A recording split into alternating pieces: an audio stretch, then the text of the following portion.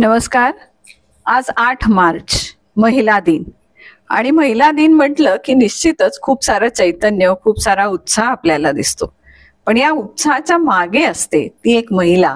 आणि खरं तर प्रत्येक महिलेची ही एक कहाणी असते. ती कहाणी असते संघर्षाची, ती कहाणी असते यशाची, ती कहाणी असते कर्तृत्वाची, आणि ती कहाणी पण असते एका यशोशिखरावर पोहोचण्याची. अशाच काही महिलांची आज आपण गप्पा मारणार आहोत की ज्यांनी स्वतःमधून काहीतरी ऊर्जा मिळवली.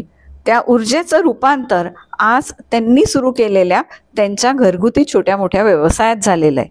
समाधानी आहेत, खूप सारी मेहनत घेत आहेत आणि इतरांना सुद्धा थोडा बहुत रोजगार त्या पुरवू शकतायत, इथपर्यंत त्यांचं यश गेलेलं आहे. या ज्या घरातून व्यवसाय करणाऱ्या महिला आहेत त्यांचा आपण आज परिचय करून घेऊ. माझ्याबरोबर आहेत संजीवनीताई देवरे. नमस्कार आणि स्वागत आहे तुमचं. या शिवणकामाचा एक व्यवसाय करतात, पण त्याचबरोबर त्या एक बचत गट चालवतात, आध्यात्मिक कार्यक्रमांचं आयोजन करतात आणि बरंच काही करतात. आपण त्यांच्याकडनं जाणून घेऊयात. माझ्याबरोबर आहेत वर्षाताई कुलकर्णी. वर्षाताई नमस्कार. यांचं रुही फूड्स नावाची कंपनी त्यांनी सुरू केलेली आहे.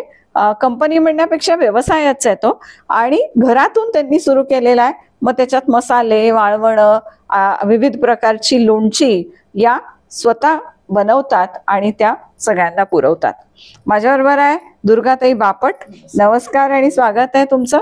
आस्वाद नावाचं यांचा केटरिंगचा व्यवसाय आहे. खरं तर सुरू झाला ते छोट्या मोठ्या गोष्टी बनवण्यापासून, बटाटे वडे, भजी, असं घरांना सगळ्यांना आवडतंय आपल्या हातचं बनवलेलं. मग थोडंसं आपल्या अवतीभोवती वाड्यामध्ये, आणि मग तिकडनं सुरू झाला तो डब्यांचा प्रवास, आणि मग आता फुल फ्लेज केटरिंगमध्ये त्या काम करतात. आणि माझ्याबरोबर आहेत मिनलताई विश्वंभर. यांचं खरं तर एक वेगळा व्यवसाय. यांची पॅशन आहे ड्रायव्हिंग, आणि त्याच्यामुळे सुरुवातीला त्यांनी टॅक्सी ड्रायव्हर म्हणून काम केलं आणि त्याच्यातूनच ऊर्जा निर्माण झाली. ती स्वतःची रिक्षा घेतली आहे, स्वतःची 4 व्हीलर घेतली आहे. त्या स्वतः रिक्षा चालवतात आणि 4 व्हीलर मात्र त्या ड्रायव्हर ठेवून त्या चालवून घेतात. त्याचा त्या ट्रॅव्हल्सचा व्यवसाय करतात. खूप साऱ्या वेगवेगळ्या ऊर्जेने या महिला आज इथं आपल्या कट्ट्यावर उपस्थित झालेल्या आहेत. त्यांच्याशी बोलताना सुद्धा त्यांच्या मनातलं चैतन्य जाणवतंय. तर आपण जाणून घेऊयात एकेकाचा हा प्रवास कसा आहे. वर्षाताई, तुम्ही मला सांगा की तुम्ही म्हणालात की शिक्षण जेमतेम झालं होतं, पण तरी सुद्धा काहीतरी करण्याची जिद्द होती, आणि या जिद्दीने तुम्ही आधी प्रिंटिंगचा व्यवसाय सुरू केला. तो खूप चांगला चालवलात, आणि मग लोक म्हणायला लागले की तुमच्या हाताला चव चांगली आहे, आणि तिथून हा प्रवास कसा सुरू झाला. मी पुण्यात असताना तिथे एक सारीपाटासारखी बिल्डिंग होती. तर त्या बिल्डिंग मध्ये सगळ्या लेडीज आम्ही सगळ्या खाली यायचो. हॉल होता तिथे. तर तिथे त्या मला सगळ्या जणी म्हणायच्या, आम्ही सगळा डबा पार्टी वगैरे करायचो. तर तिथे त्यांनी मला विचारलं की एवढं कसं काय सुंदर होतं, आम्हाला तुम्ही बनवून द्याल का. पण मला ते काही कळत नव्हतं तेव्हा की बनवून द्याल का म्हणजे कसं. की म्हटलं बरं देईल करून, पण नाही म्हणे पैसे घेऊन.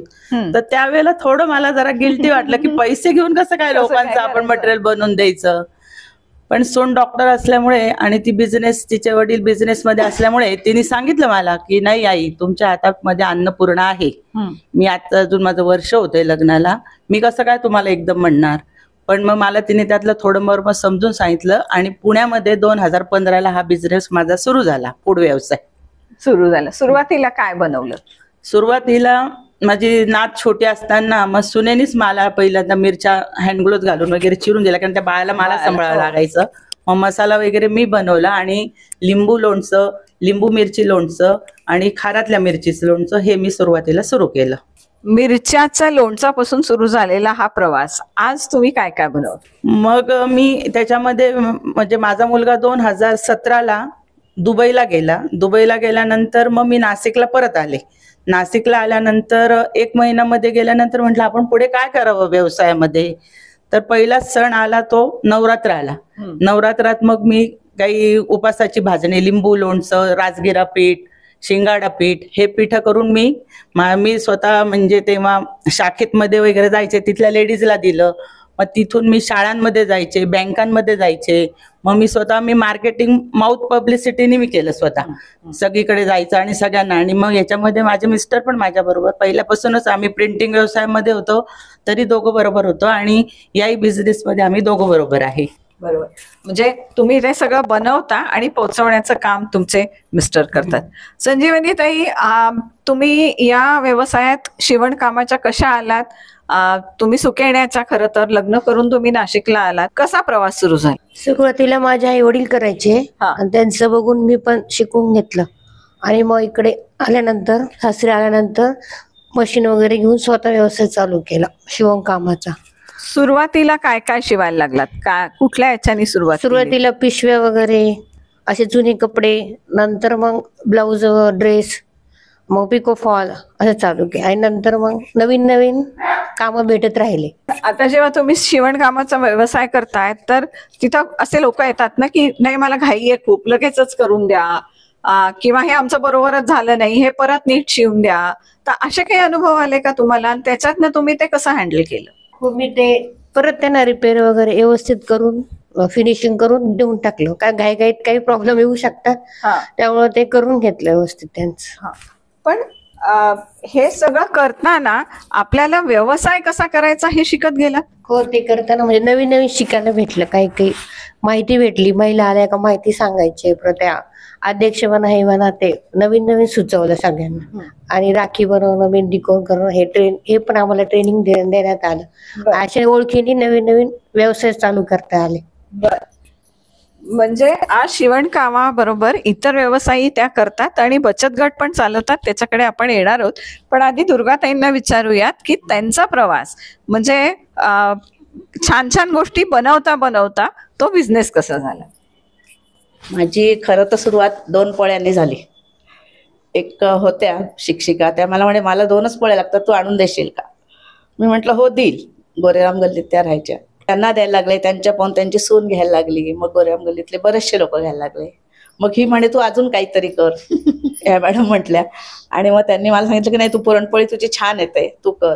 आणि मग तिने लगेच जाहिरात दिली, ऑर्डर यायला लागल्या.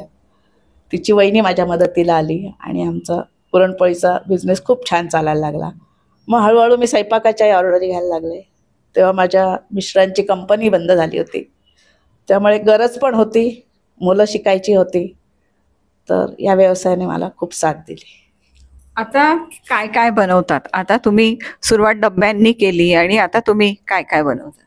आता मी सगळ्याच जेवणाच्या ऑर्डरी घेते. बटाटे वडे, पुरणपोळी, सगळा स्वयंपाक, बोडणाचा स्वयंपाक, श्राद्धाचा स्वयंपाक, असं सगळ्या प्रकारचा स्वयंपाक मी करून देते ऑर्डरप्रमाणे.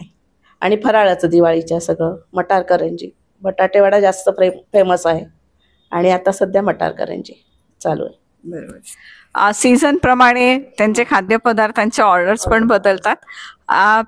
ताई, तुम्ही मला सांगा की तुम्हाला ड्रायव्हिंगची आवड होती म्हणालात, तर ती आवड कशामुळे लागली होती? काय होतं तुमच्यामध्ये, काय वेगळं धाडस असं वाटलं? धाडस असं म्हणजे काहीतरी सगळ्यांपेक्षा वेगळं करायचं होतं.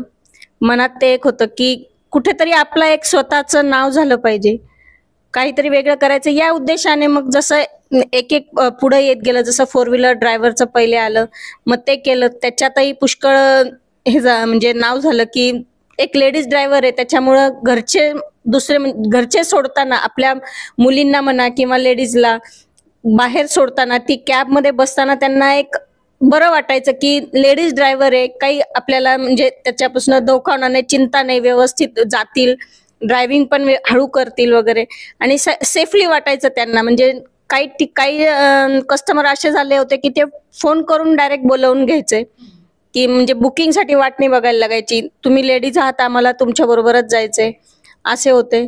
त्याच्यानंतर मग काही दिवसांनी मग स्वतःचं काहीतरी करायचं. दुसऱ्याकडे एवढे 12-13 तास ड्युटी करायची आणि मग त्याच्यातनं पेमेंट घ्यायचं, त्यापेक्षा मग स्वतःचं काहीतरी करायचं म्हणून मग स्वतःची रिक्षा घेतली नगरपालिकेच्या उपक्रमामधून. तिथनं रिक्षा घेतली. मग आता ती स्वतःची रिक्षा चालवताना आज स्वतःचं इन्कम एवढं झालं की मी दिवसाला साधारण कमीत कमी 2,000, म्हणजे तसे 2200-2300 असेही कमवते, पण कमीत कमी 1800 ते 2000 मी अशी कमवते.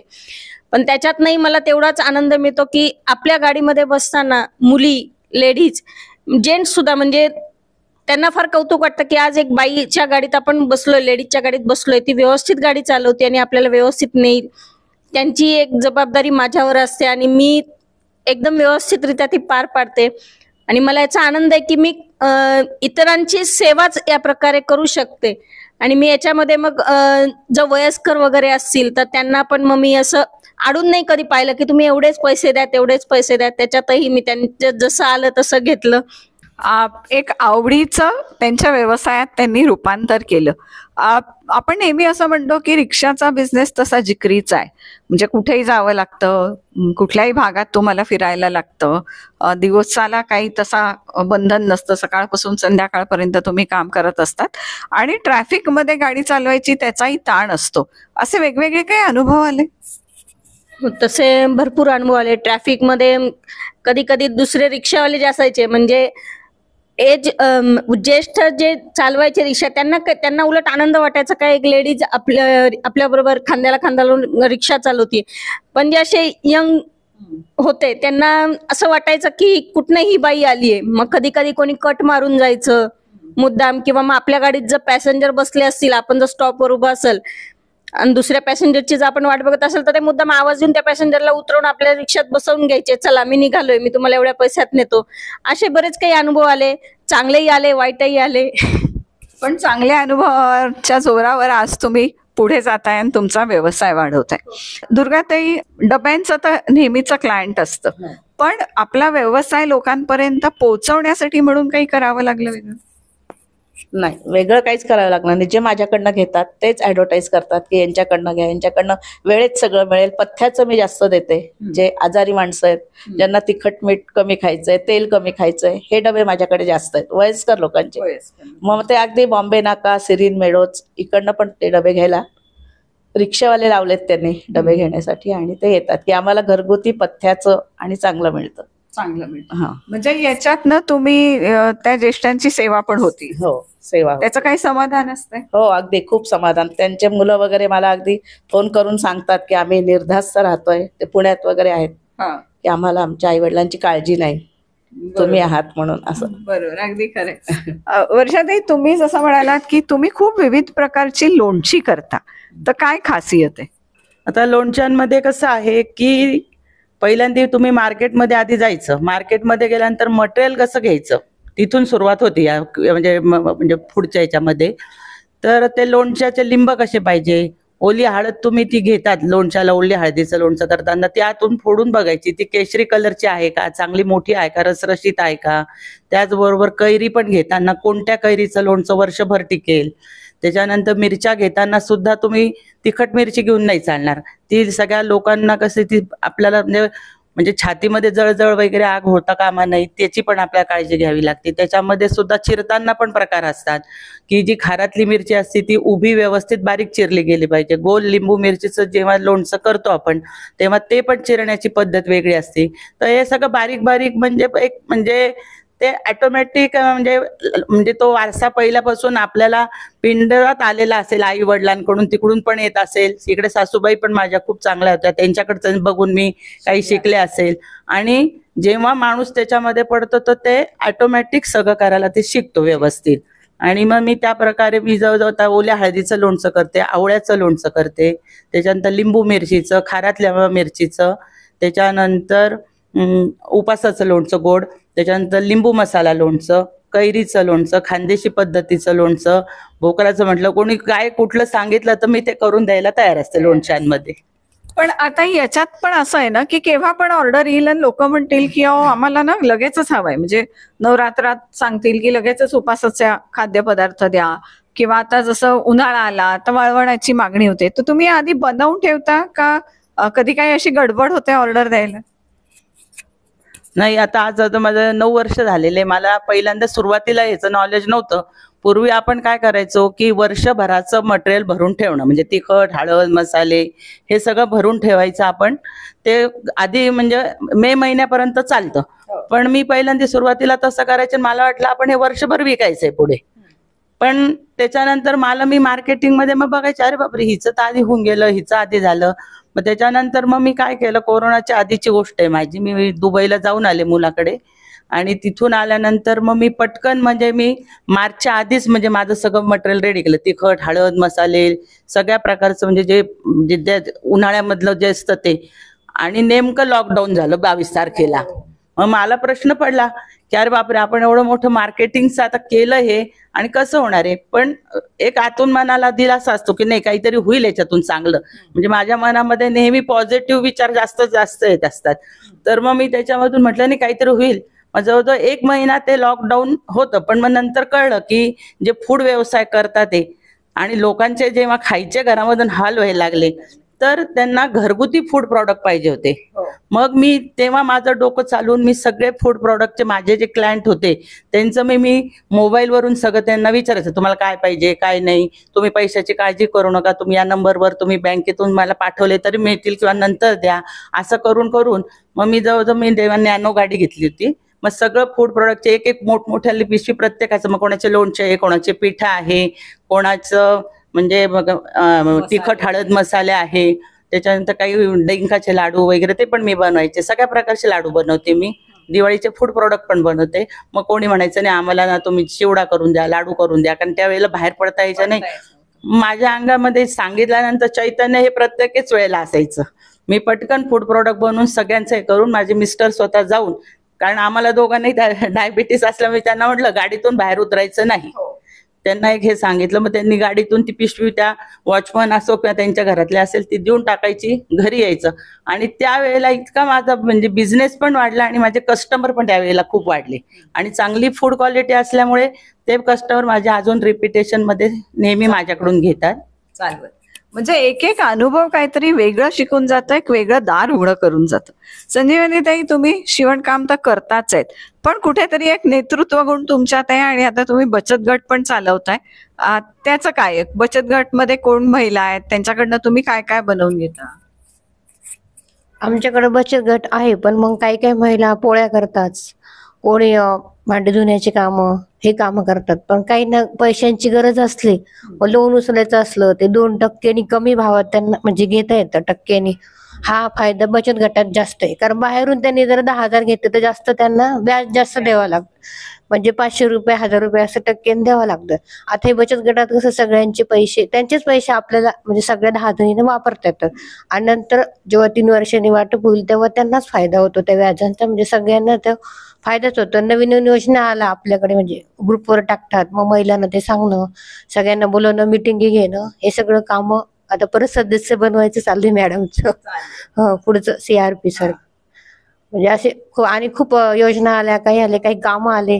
सगळे 10 जणी 70 जण बनवून असं ग्रुप वगैरे तयार करून आम्ही म्हणजे गल्लीतल्या महिला पापड वगैरे असले तर ग्रुप बनवून बनवतो आम्ही. पण या सगळ्यात काही चांगले वाईट अनुभव आले? नाही, काहींचे विचार वेगळे असतात, काहींचे नसतात. पण आपण सांगत राहायचंय की तुम्ही याच्यामध्ये चांगलंच या गोष्टी सगळ्या करणं महत्वाचं आहे आणि तुम्हाला फायदा आहे. उद्या तुम्हाला काही अडचण आली तर तुम्हाला बँकेतून जास्त करण्यापेक्षा आपल्यालाच आपलं व्याज येतं आणि बँकेत जात नाही. त्यामुळे हे लोकांना समजून सांगावं लागतं. आता गट खूप तयार करायचं पण चालू नवीन नवीन.